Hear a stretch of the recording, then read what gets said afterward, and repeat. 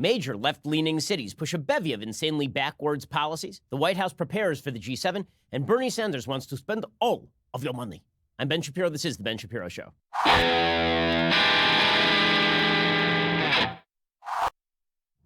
have a lot to get to today.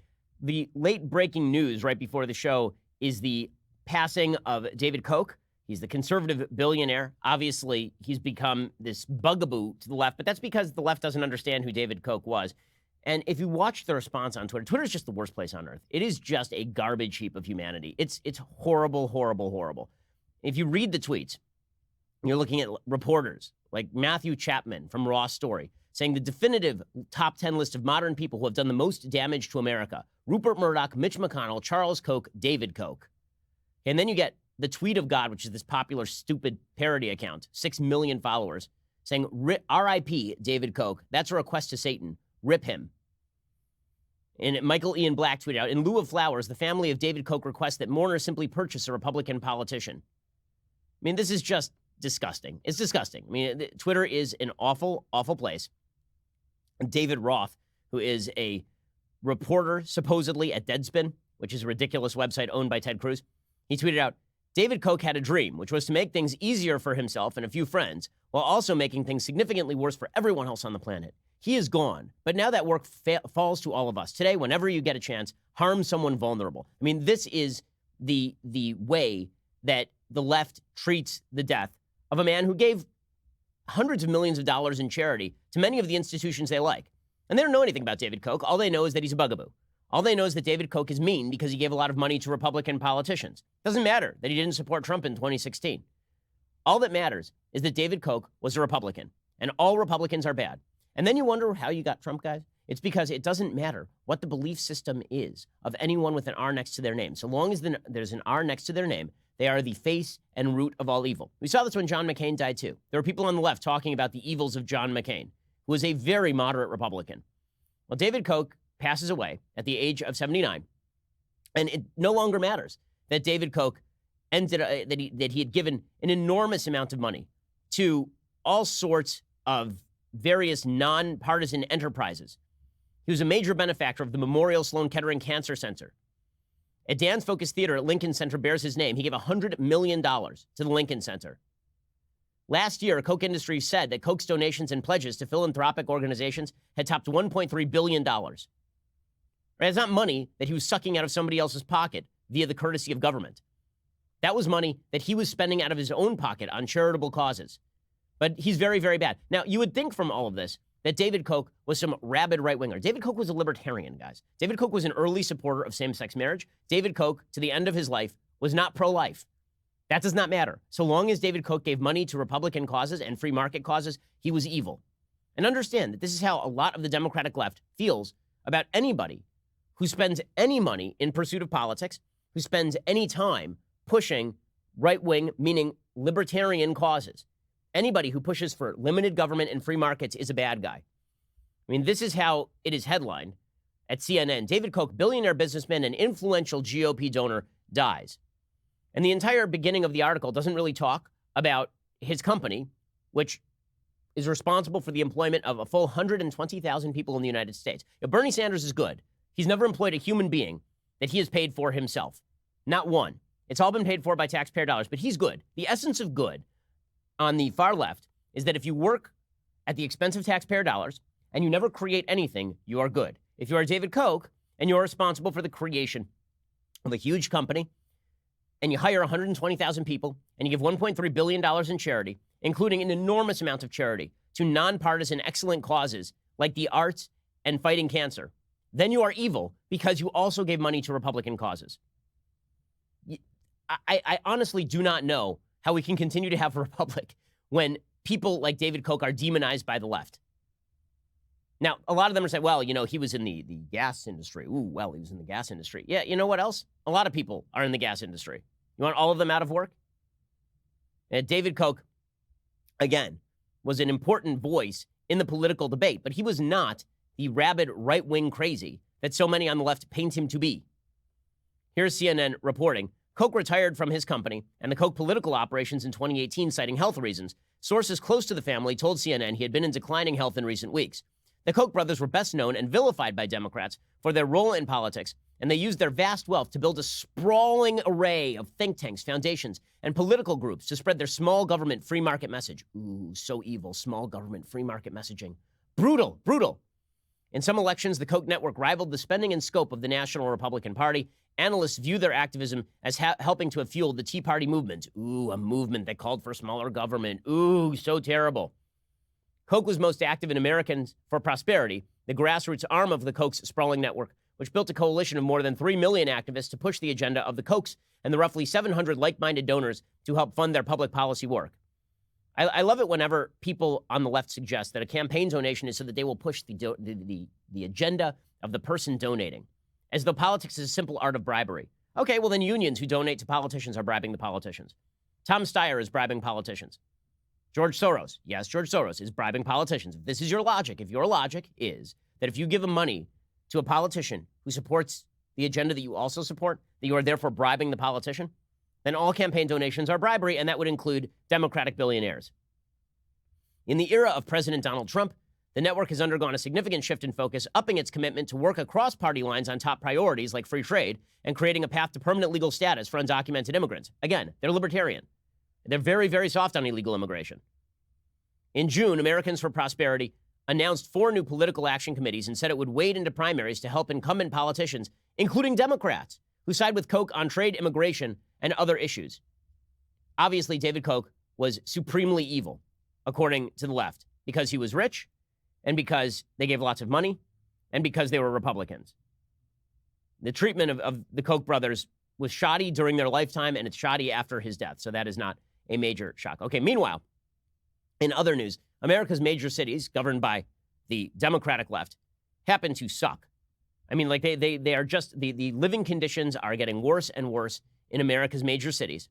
And that is because of stupid policies being pursued out of feeling, but not out of actual sympathy for taxpayers or for rule of law. We'll get to that in just one second. First, let's talk about how you are going to lose weight and get in shape. Now, I'm somebody who works out nearly every day. I try to watch my diet. Still, I was having a tough time taking off those final 5 pounds. And then I started using Noom. The reason that Noom works is because Noom isn't just about, okay, here's what you should eat and now you should eat. It's about changing a way of life. It's a psychological approach to weight loss and getting in shape. I mean, you can set your specific goals that you want to achieve with Noom, not just losing weight.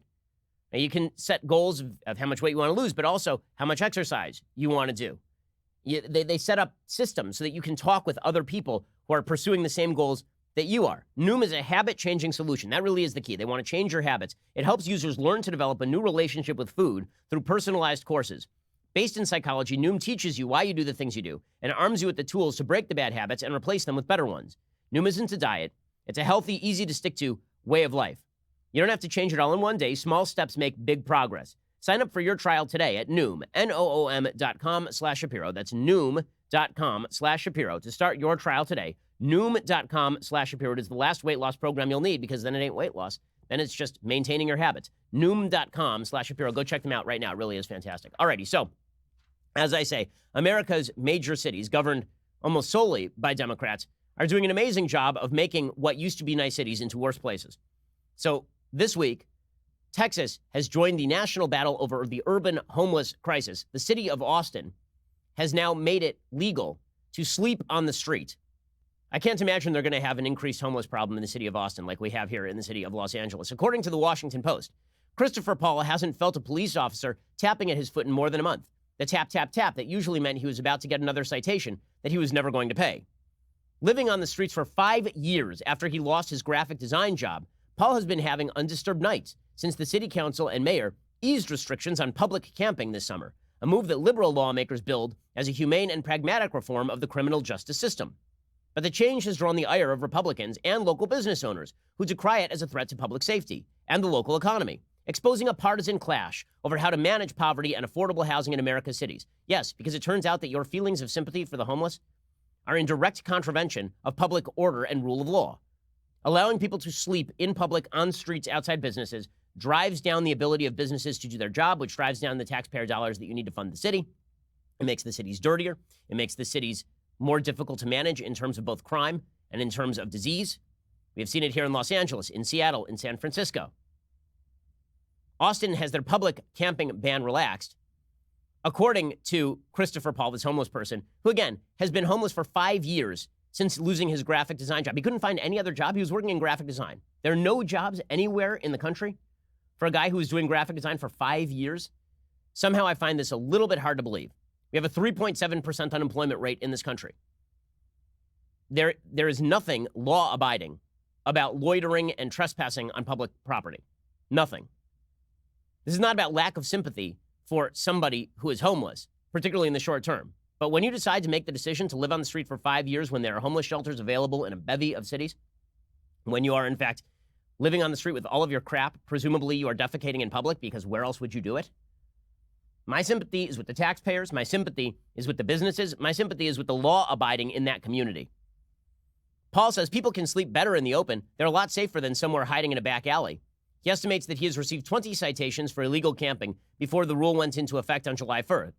But as Paul, 50, sprawled out shirtless on the sidewalk on a 100-degree day, shop owner Craig Staley stood a few feet away on Congress Avenue, reconsidering his party affiliation. Staley said, I got 2 emails last month from customers who said, I can't go to your store anymore because it smells like urine. I'm a Democrat at heart. I've been in Austin, Texas for over 30 years, but I'm telling you, I'm feeling a lot more red these days when it comes to my business. Yeah, no bleep. It turns out everybody is sympathetic to the homeless until they start peeing on your front doorstep. There is nothing law-abiding or decent for the city, or by the way, decent for people who, a large plurality or majority of people who are homeless suffer from severe mental illness or drug addiction. It is not sympathetic to leave someone severely schizophrenic on the street talking to themselves, living in their own filth. I don't know how that is deemed to be sympathetic. With an estimated 2,200 homeless adults sleeping on sidewalks and in makeshift tent cities, Austin has become the latest flashpoint in the national debate over whether homeless residents have a constitutional right to sleep on public streets, particularly in cities grappling with overcrowded shelters. Yes, I'm sure this is what the founders meant. They meant that you have the freedom to sleep right in front of somebody else's business and pee on their doorstep. I am sure that that is exactly what the founders meant. Constitutional right to sleep in public. Sure. The city of Boise, Idaho, plans to appeal a ruling from the U.S. Court of Appeals for the Ninth Circuit, which applies in 9 Western states. The ruling determined that criminalizing public sleeping is unconstitutional when there is inadequate shelter space. What absolute crap. Unconstitutional to criminalize public sleeping? Really? So if there are insufficient public restrooms, let's say the restroom is full one day, can I just crap in the open? Because apparently, according to the same logic, I should be able to. After all, the toilet is occupied and I got to go. Meanwhile, my favorite thing about left-leaning media coverage is whenever Democrats push a really garbage policy, the story is Republicans pouncing. So here it is, according to the Washington Post. Meanwhile, Republicans have made the nation's growing homeless population a political weapon, characterizing it as a failure of liberal policies. Yeah, you know why? Because it is a failure of liberal policies. I've been in LA my entire life. The city was not always like this. Every single bench in the city of Los Angeles is now occupied by a homeless person. Okay, that is a public safety threat. A lot of these people have criminal backgrounds. Not all of them. Many of them. Many of them are schizophrenic. Many of them have severe mental illness. A huge number of them are drug addicts. You think that's safe for a city? You think that is great for the public life of a city? It is not sympathetic to the homeless. It is not sympathetic to the people who have to live in the community around the homeless. It's really bad policy. And again, it is sympathy for one particular group of people overtaking a policy that actually makes a city better for everyone. Everybody was all over Rudy Giuliani in the 90s and early 2000s when he was cleaning up the homeless problem in New York, except that he helped turn New York, and the center of New York particularly, from one of the worst, seediest places in America into one of the best. President Trump said at a Cincinnati rally this month, look at LA with the tents and the horrible, horrible conditions. Look at San Francisco. Look at some of your other cities. California Governor Gavin Newsom said that Democratic policies have fueled the economic resurgence of U.S. cities that has caused a short-term increase in homelessness. Well, wait, so he's going to have to explain. According to the Democrats, the reason there's a homelessness crisis is because people are too poor to afford housing. And yet, apparently, according to Gavin Newsom, it is a burgeoning, booming economy in Democratic areas that is causing the homeless problem. So which is it? California is home to nearly half of the nation's homeless people who do not use shelters, which suggests a lot of people are coming from other states and camping out in LA cities, in California cities. Why? Because the weather is good and because they know they're not going to be moved. And because the ACLU has prevented the police from removing bags of crap on LA sidewalks. In LA, you're apparently allowed to sleep in your car as long as possible. Newsom said, "We don't need the president's megaphone to tell us that we have challenges," adding that California is spending $1.7 billion to address housing affordability. Again, this is the same state that is about to implement a totalitarian rent control statute that basically makes it impossible for developers to create new units. In Austin, Governor Greg Abbott has threatened to push the GOP-dominated Texas legislature to pass a law overriding Austin's public camping action, which is what should happen. Matt Mackowiak, chairman of the county party in Travis County, he says they thought it would be compassionate and not a big deal, but it has been an absolute disaster for the city. This is our best example of overreach, so we've been strategically focusing on this issue. But the Austin mayor, Democrat, says, when you move these people, they don't disappear, they just go somewhere else. Yes, that's true. They go not outside businesses and they don't drive down the tax base and provide a public safety hazard in different areas of the city. Now, obviously, that doesn't mean you should shuttle them into low-income areas, which is the other solution you've seen from Democrats in these cities. He says the real answer is not just moving people from there to over and back again. The real answer is giving them the services they need. Oh, really? Because as it turns out, the city of Seattle has what they literally call the drunk dorms, where they do not have restrictions on people getting drunk or using drugs in these affordable housing units. And these places have turned into festering centers for crime and drug use, which is not a particular shock. Previously, the city prohibited sitting or lying down on public sidewalks or sleeping outdoors in downtown Austin. Between 2014 and 2016, Austin police issued 18,000 citations for rule violations. But those cited didn't show up for court 90% of the time. Yes, but the point is that you don't want people feeling the ability to settle down on the sidewalk as a permanent housing solution. As we'll see, the city of Los Angeles has been backing off of its own stupid policies on this sort of stuff because even Democrats are realizing this is bad policy. After a while, facts get in the way of feelings, as I am fond of saying. We'll get to more of this in just 1 second. First, let's talk about the necessity of putting together a trust or a will. The fact is, there are a lot of politicians who basically want to steal your money after you die. The estate tax is a way of stealing your money. Yes, you already paid taxes on all the money in your estate, and you want to pass it on to your relatives. Well, now the government would like to steal more and more and more of that, which is why you really need to set up a living will. You need to set up a trust. And right now is actually the perfect time to do it during National Make-A-Will Month at LegalZoom. For more than 18 years, LegalZoom has developed a straightforward way for you to protect what you care about most, your family and the assets that would go to them. This all starts with a last will or a living trust estate plan. If that sounds confusing, don't worry. LegalZoom can help you out. They have a ton of online resources for you to figure out what's right for you. If that's not enough, their network of independent attorneys can provide advice if you need more direction. LegalZoom is not a law firm, so you won't be billed by the hour. It's easy to fit what you need to get done into your busy schedule.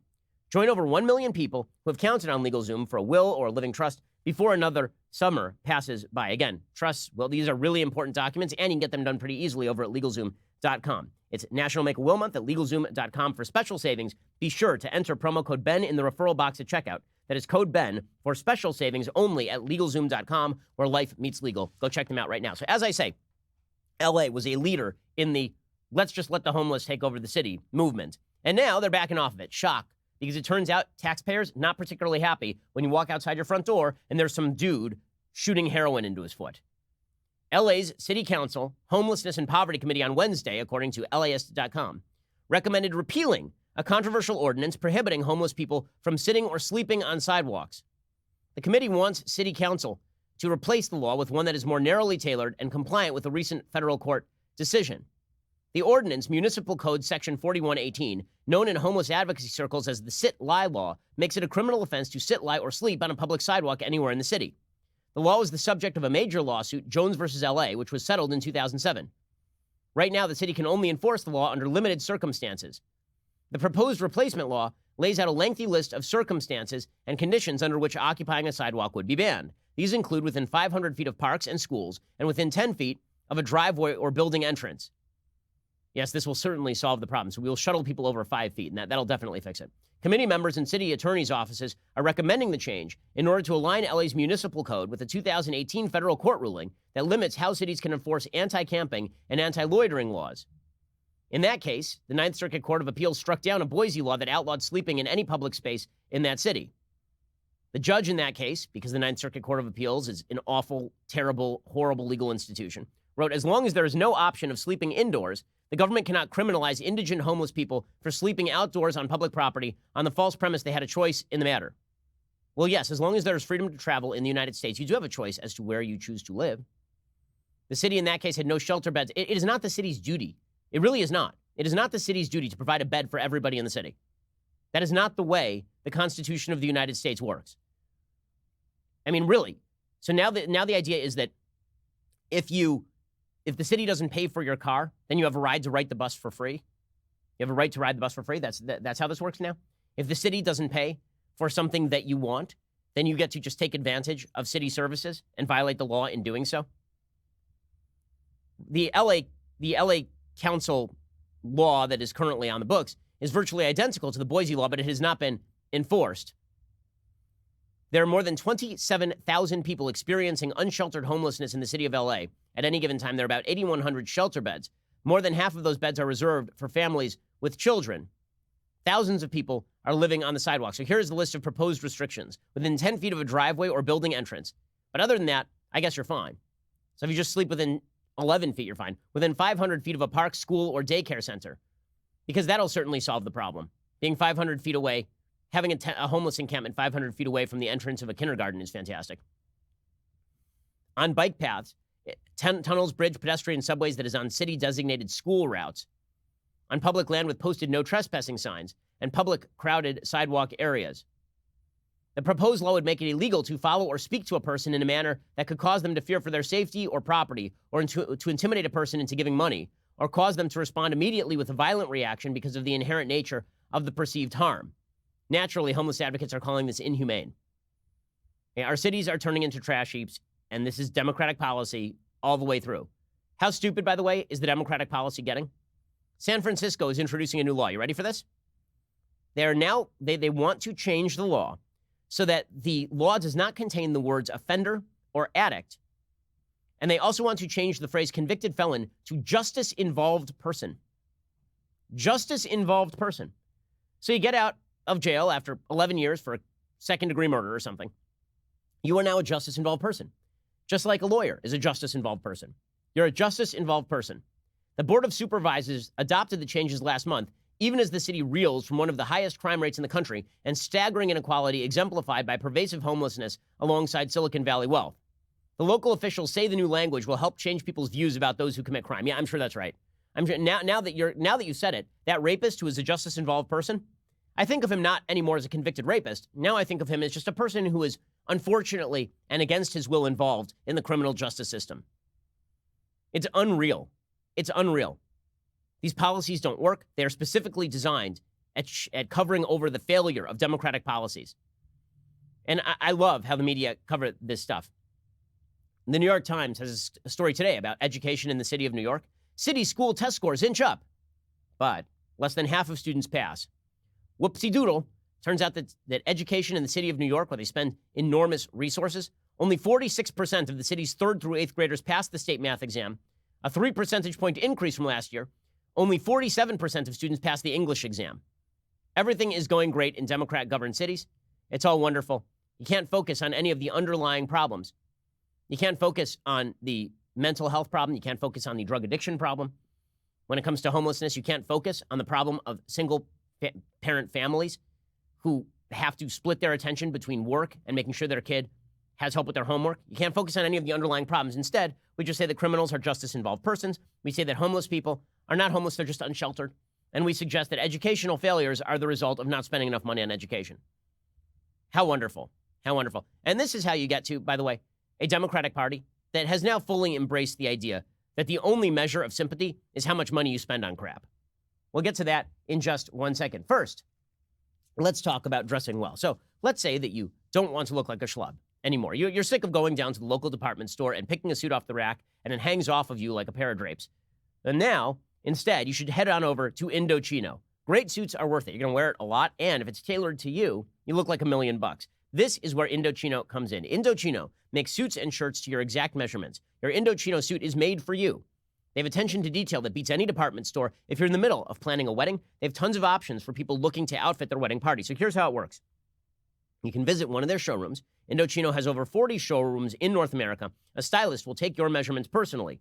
Or you can measure at home and shop online at Indochino.com. So I actually went to one of their showrooms. It really is fun. You feel like you're on Savile Row. It's pretty awesome. And if you do it online, it's the same sort of deal. You can choose your fabric inside and out. You can choose the lapel, the lining, the buttons. You can write your own monogram so you look like a Bond villain. Indochino professionally tailors your suit and mails it to you in a couple of weeks. This week, my listeners can get any premium Indochino suit for just $369 at Indochino.com when you enter Shapiro at checkout. Plus, shipping is free. That's Indochino.com, promo code Shapiro for any premium suit, just $369 plus free shipping. It's a fantastic deal for a premium made-to-measure suit. Once you go custom, you're not going to want to go back. Go check them out at Indochino.com. I've got an Indochino suit. It's pretty fabulous. Go check them out. Okay, so as I say, Democrats, because feelings matter more than facts, because they don't care if the city of Los Angeles is overrun so long as they can pat themselves on the back for their sympathy for the homeless, while the city declines, while the tax base flees, while people move out increasingly to the suburbs to get away from the center of major cities that are rotting out in the core. At the same time, Democrats are patting themselves on the back because they spend lots of money. Because money that you spend from somebody else, not David Koch, who spent his own money on charity. If they spend your money, this demonstrates how committed they are to a cause. Case in point today, Bernie Sanders has now promoted a $16.3 trillion climate plan on Thursday. The Sanders proposal envisions a significant expansion of the government's role in the economy. No. Bernie Sanders, a socialist? No. He would offer billions in subsidies to replace gas-guzzling vehicles with electric ones by 2030, a new public system of clean electricity generation that could sideline private utilities, and an infrastructure program that would remake much of the economy and employ an estimated 20 million more Americans. This is one of the beautiful things. This is one of the beautiful things about being a Democrat. You can just say stuff like, I'm going to spend $1 gajillion and it will create 20 gajillion jobs. And people are like, how? It just will, man. Remember when Barack Obama was talking about shovel-ready jobs that didn't materialize, and then he was talking about green jobs that didn't materialize? And now Bernie Sanders is doing the same thing, and the media is like, oh! The sheer scale of the effort, which The Independent from Vermont compares to FDR's 1940s mobilization to fight World War II, was central to his message in rolling out the plan, right? It's a feature, not a bug, that it's going to destroy the American economy and force us to spend trillions. Because after all, we can measure your sympathy in dollars, not your own dollars, and the number of dollars that you wish to take out of somebody else's pocket. It's a beautiful, beautiful thing. Now, this does result in a great irony, which is that when Bernie Sanders is called on it, he's got nothing. So listen to these two clips. This is pretty funny. He was at a town hall event yesterday, and he's talking about how we have to transition away from fossil fuels, which, if you are worried about climate change, then you do want a transition away from fossil fuels over the course of time. There is no way to do it right now. The technology is simply not sophisticated enough. There are certain things that you can do, like we should explore geoengineering, building more infrastructure to prevent against rising sea levels, right? Building seawalls. There are certain things you can do for mitigation. There are certain things you can do to heighten adaptation, making it easier for people to move from particular low-lying areas as sea levels rise, for example. And then there is stuff that you can do to actually mitigate climate change itself. Some of that involves shooting sulfur into the air. This has been explored. This is geoengineering. There's also talk about technological innovation. And it's always funny to me when people say we have to subsidize technological innovation.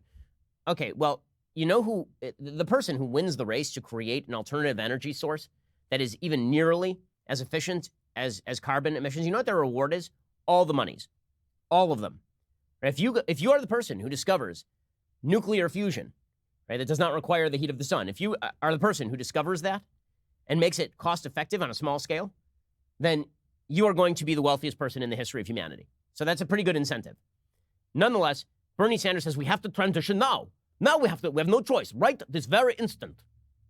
It is no secret that we must transition away from fossil fuel, period, end of discussion. There ain't no middle ground here. Right. There is no middle ground. There's no middle ground. Okay, so somebody gets up and they say, well, so there's no middle ground. Why are you driving a car? And Bernie's got nothing. You seem adamant about climate change. Yep. Of course. So what ways would you take to practice what you preach if you were to become president? Because I know it's stressful and you have to travel a lot and you have to use fossil fuels. No, I'm not going to walk to California. All right, look, I understand that. We do the best we can as an example, but I'm not going to sit here and tell you that we're not going to use fossil fuels. Well. But I thought we have no choice. There's no middle ground. I cannot give you even one specific way in which I am reducing my carbon footprint. But it is a war, and we must do something, right? This is the beautiful thing about being on the left. It's a war against poverty, but I'm not going to spend my money on it. I'm going to spend somebody else's money on it. It's a war against climate change, but I am going to continue to fly my private jet to Iowa and out of Iowa. And again, sympathy can be measured, according to Democrats, in how many dollars from somebody else's pocket you spend. So you get Bernie saying this. People are telling me, Bernie, the plan you just released to combat climate change is expensive. And you know what? They're right. It is expensive. But the cost of doing nothing is far more expensive. Yes, this is always the easy thing to say, right? The cost of doing nothing, it turns out, until you reach about 2.5 degrees Celsius in global climate change, actually, the cost of doing nothing is less expensive. Okay, William Nordhaus, the Nobel Prize winner in economics last year, he has an entire book I've recommended on the show called Climate Casino. He does not reject climate change. He does not reject that the climate is changing, and he actually believes in a carbon tax. But even Nordhaus says, yeah, there actually is an economic tipping point at which it is not worth it to actually invest in stopping climate change below a certain point. So Bernie Sanders is just full of it. But again, it's about people's intentions in politics these days. It's not about their actual activity. This is how you, but here's what's hilarious about this. The DNC recognizes that this is an argument for a very, that the worst thing they can do is pitch their climate change plans in public. They're fine with pretending that they care deeply about these crazy climate change plans put out by AOC and Bernie Sanders. They don't want to talk about it publicly. How do we know this? Because a committee within the DNC on Thursday voted down a proposal for a debate focused on climate change. The DNC resolution voted against the measure, though a resolution calling for a climate change debate could still be considered for a vote by the full committee on Saturday. The committee defeated the resolution in a 17-8 vote. So remember that time that every Democrat said this is the greatest crisis in the history of humanity? And then they were like, well, let's hold a debate on it. They're like, nah, because then we'll have to talk about how we want to get rid of everybody's car and kill their cows. That's it. It is hilarious. Democrats love talking about problems.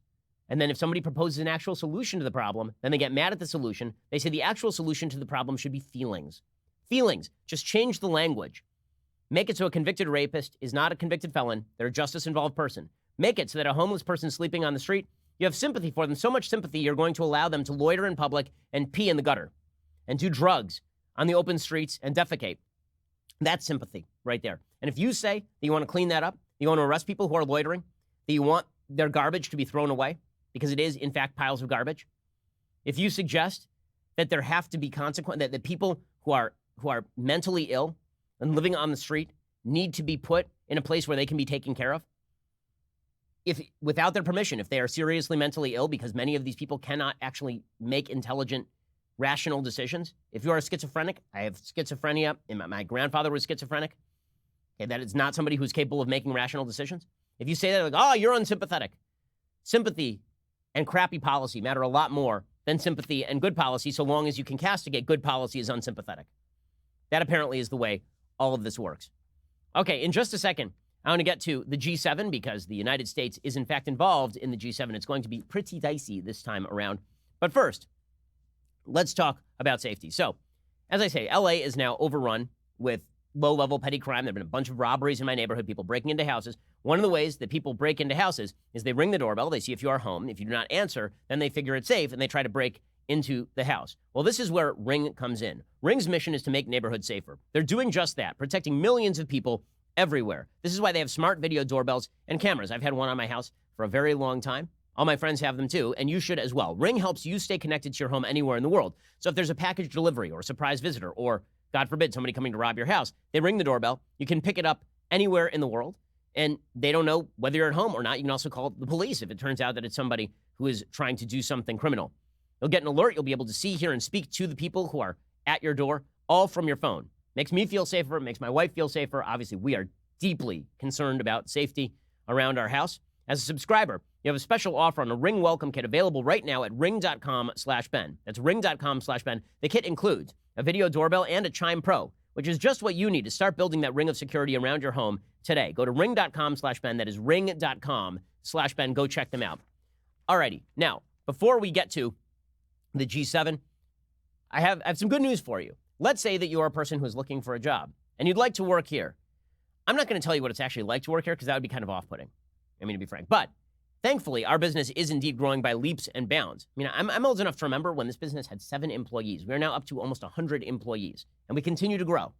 We're growing by leaps and bounds. We are once again looking to fill another position. This time, it is in our social media department as a content creator. So if you are a meme genius, if you are somebody who's great with social media, and you want to be a content creator, head on over to dailywire.com/careers and send your information. Again, that's dailywire.com/careers. Come be part of our fantastic team. We have a bunch of other positions available as well. I mean, we are growing by leaps and bounds. I used to know the name of everybody who works here, and I'm still learning everybody's name. I'm one of those people where I have to actually meet somebody like 4 times before I realize that their name ought to be embedded in my memory. But you can be one of those people who requires meeting me 4 times for me to recognize you if you go over to dailywire.com/careers. Also, this upcoming Tuesday, August 27th, 7 p.m. Eastern, 4 p.m. Pacific, it's our latest episode of The Conversation. Michael Knowles will be answering your questions live on air, so make them good. My first question, why, God, why? The episode is free to watch on Facebook and YouTube. Only subscribers can ask the questions, so subscribe to Daily Wire. Get your questions answered by Knowles, Tuesday, August 27th, 7 p.m. Eastern, 4 p.m. Pacific. Go join the conversation today. Also, so many announcements. It's that glorious time of the week when I give a shout-out to a Daily Wire subscriber. Today, it is Darren Littleton on Instagram. He has one heck of a view on his evening commute. Look at that. In the picture, Darren's Leftist Tears tumbler is taking a ride on a Navy ship as he empties a few rounds of the awesome firepower on deck, which is just spectacular. The caption reads, "Wishing I could be at Backstage Live, but I'm busy sailing the sea of Leftist Tears. Hashtag Leftist Tears tumbler. Hashtag Daily Wire. Hashtag Hooyah." Well, sir, we wish you could have been there as well. It was a great event, but thank you. You're doing something much more important than listening to us jabber. We thank you for doing what you do and keeping this great country safe. Man, members of our military, members of our police departments, thank you guys. I mean, honestly, it's humbling. There's a lot of people who are members of the military, members of the police, firefighters, people who are in those positions across the nation who send me letters talking about how much they enjoy the show. I'm always like, I don't do anything, right? Like, I just jabber. You guys are actually, you have the hardest job. You're out there putting your lives on the line to defend the country and defend public order and defend safety with zero thanks from an entire side of the political aisle. Thank you guys. I mean, you guys are spectacular. It really is fantastic. I'm gonna have to talk with some people back here about what we can do. We need to have some special programs for military folks. Maybe we'll do like a military tour or something. I think that'd be awesome. All right, anyway, that is a discussion for another day. We'll get to more in just 1 second. Go subscribe over at dailywire.com. That helps protect us from the nastiness of the left. Join the team and go sign up. We are the largest, fastest growing conservative podcast and radio show in the nation.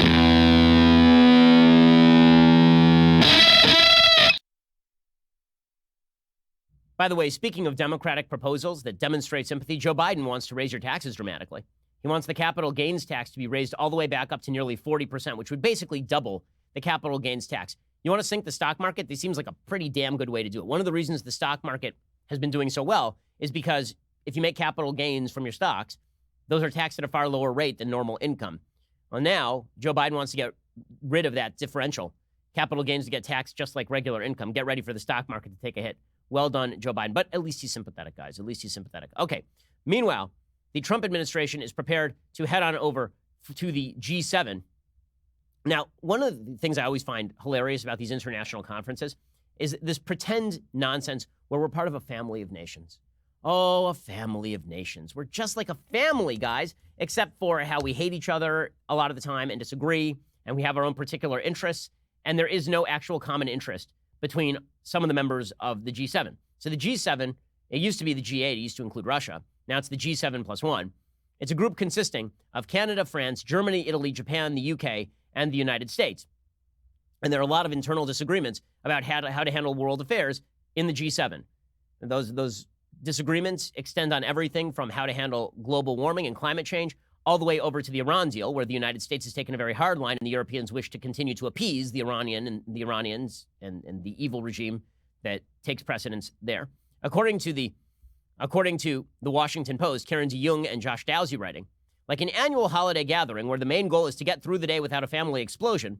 That's actually kind of fair. One of France's main objectives as host of this weekend's G7 is to minimize the chances that President Trump will blow it up. That's the part that's unfair. Right? It's always about Trump blowing it up. It's never about the Europeans taking crap positions. Subjects on which to tread lightly include some of the biggest problems the world's major economies are facing, including trade, the system of international rules that has ordered the democratic world for decades, and climate change, according to the U.S. and other G7 officials. Now, when it comes to trade, the reality is the reason that trade agreements have been so effective for the past 30 years, 40 years, is not because everybody agrees that we're all friends. It's specifically because when you lower your own trade barriers, you're helping your own country. So the national interest is in you lowering your tariffs, even if other people are not lowering their tariffs as a general rule.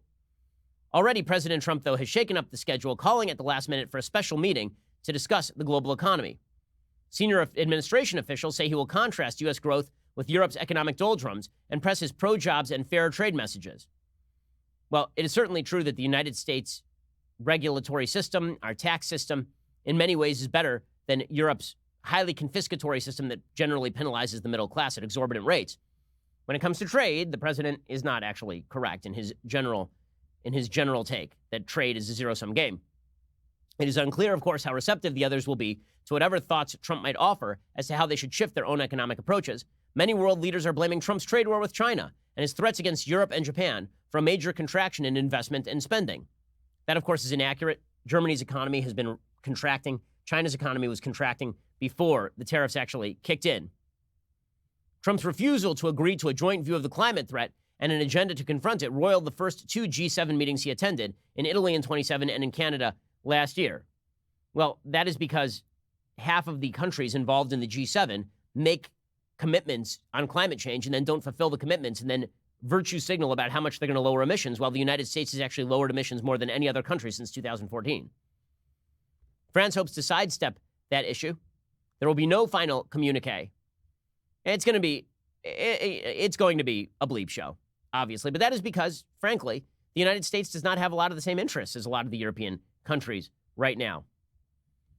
And with all of that said, the question becomes what President Trump is going to do to prop up an image of the economy going into 2020. The Dow is down about 450 points at this point today.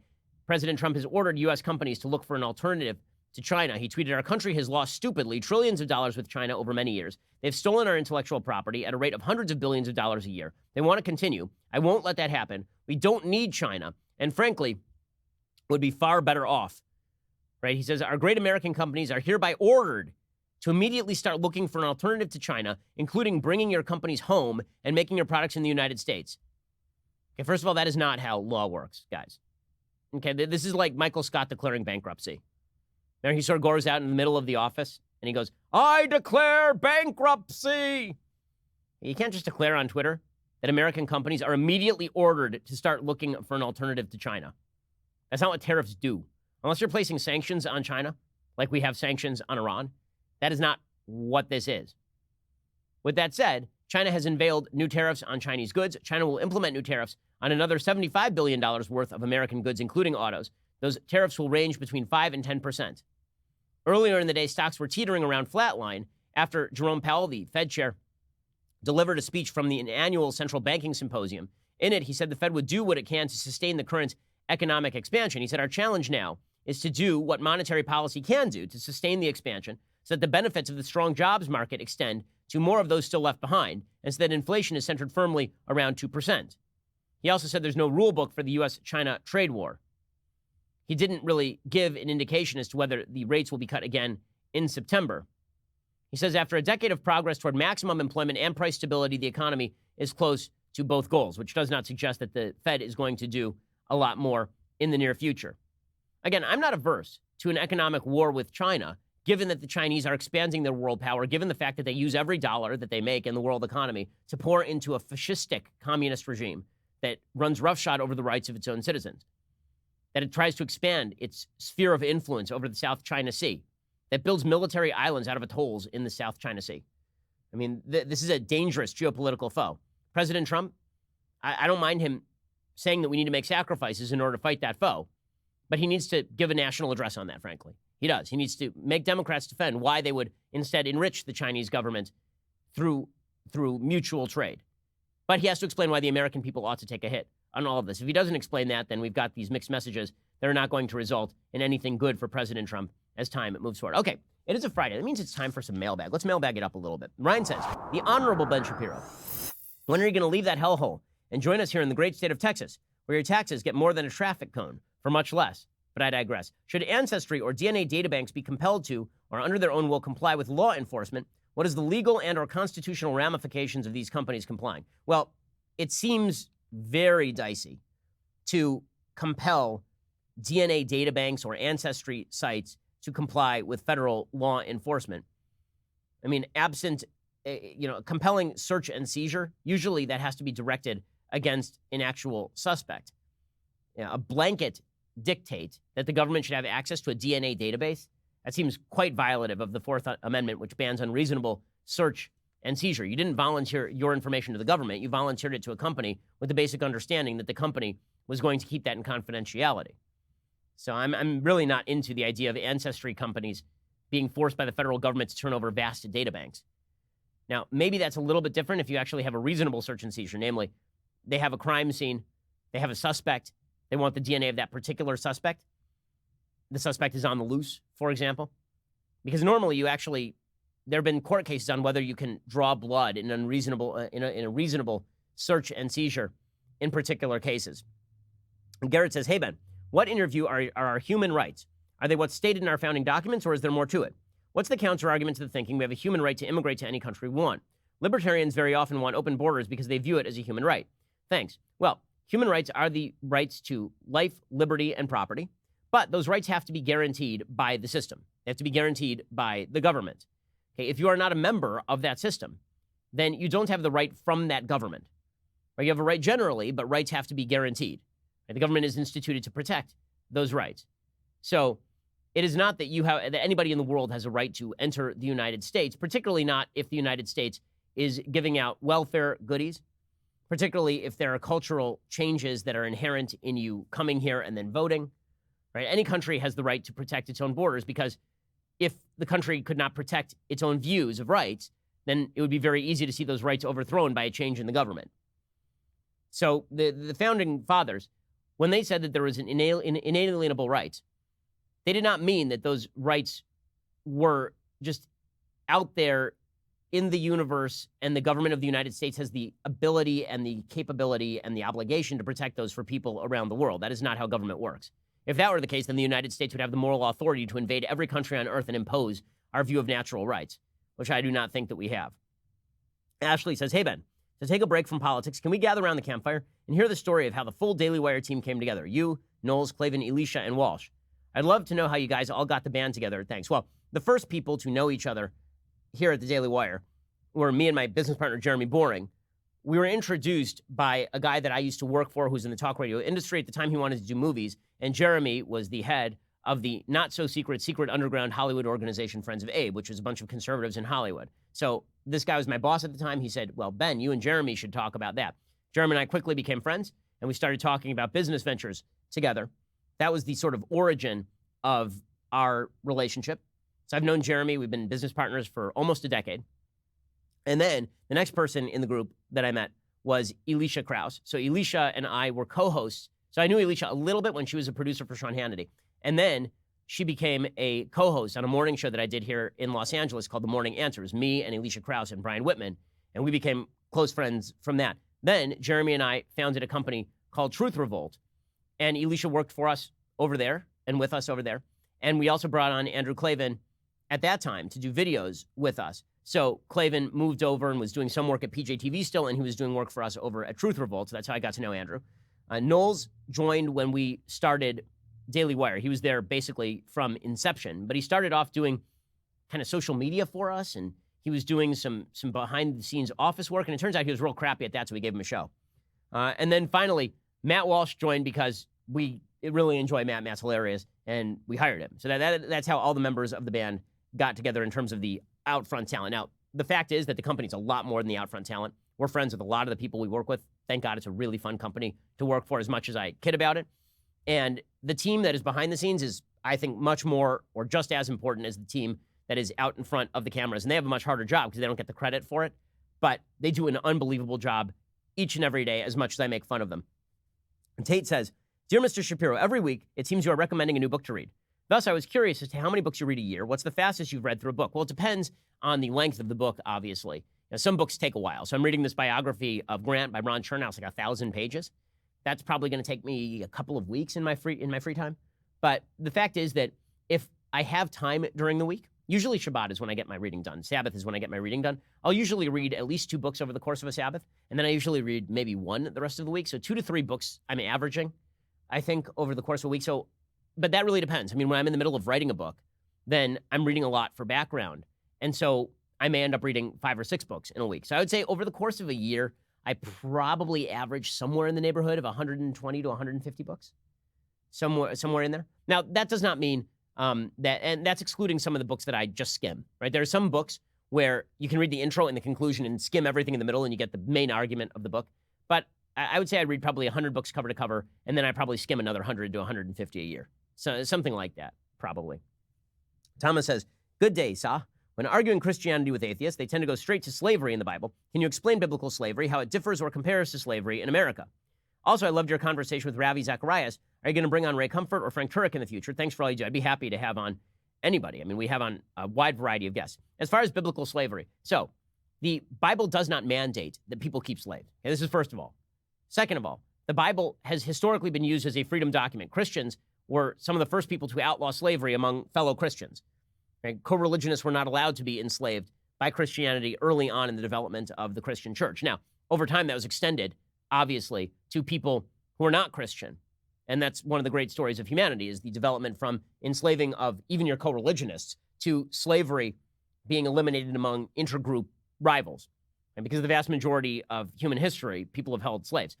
Slavery in the Bible is designed to restrict what slavery was. Slavery in the Bible is a series of restrictions on how you can treat your slave. So according to Talmudic law, you have to feed your slave before you feed yourself. According to Talmudic law, according to biblical law, if somebody is an indentured servant for you, you have to give them their freedom at the end of 7 years, maybe beforehand, depending on if it's the Jubilee year. And if somebody wants to stay because they already have a family with you, then you actually are supposed to hammer an awl through their earlobe to represent the fact that they're doing something wrong. Because the idea is that they should be a free person subject only to God, not to another human being. The treatment of slaves in the Bible is supposed to be a lot more humane than American slavery. And people were not supposed to be treated as property. They were supposed to be treated as fellow human beings who owed you a debt, basically. Now, does that mean that it is right? No. But the Bible, and this is one of the problems with folks talking about the Bible who don't know what they're talking about. The Bible does two things. One, it establishes eternal values. But two, it is also dealing with a specific set of people at a specific time. It is talking to a specific group of people at a specific time, and there are attempts to curb human nature in the Bible. So at the time of the Bible, everyone held slaves. So is the Bible attempting to make slavery broader, or is it attempting to narrow slavery? Is it attempting to make slavery more humane, or is it attempting to make it less humane? Right? The Bible is obviously attempting to make it significantly more humane, significantly narrower. And the Bible is telling a group of people who held slaves and were not going to give them up that you need to move toward, eventually, abolition of slavery, which is how every abolitionist pretty much ever has read the Bible, from William Wilberforce to Frederick Douglass. This is how abolitionists have read the Bible, and I think that is eminently correct. So you have to understand that when you're trying to read the Bible just as a text, that the Bible is trying to accomplish two purposes: to express universal human values about human relationships and good and evil, and also that the Bible is trying to speak to a particular people at a particular time and wean them away from bad ideas. This is what Maimonides says about sacrifice, for example, that pagan peoples used to perform sacrifices, and the sacrifices were designed to propitiate the gods.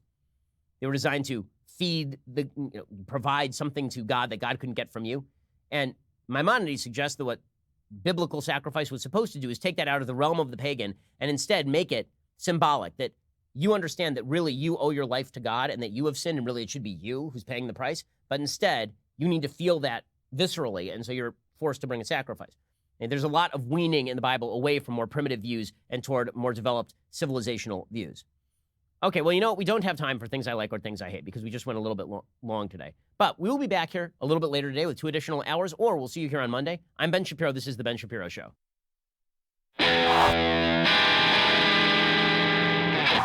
The Ben Shapiro Show is produced by Robert Sterling, directed by Mike Joyner, executive producer Jeremy Boring, senior producer Jonathan Hay. Our supervising producer is Mathis Glover, and our technical producer is Austin Stevens, edited by Adam Sayevitz. Audio is mixed by Mike Coromina. Hair and makeup is by Jesua Olvera. Production assistant Nick Sheehan. The Ben Shapiro Show is a Daily Wire production.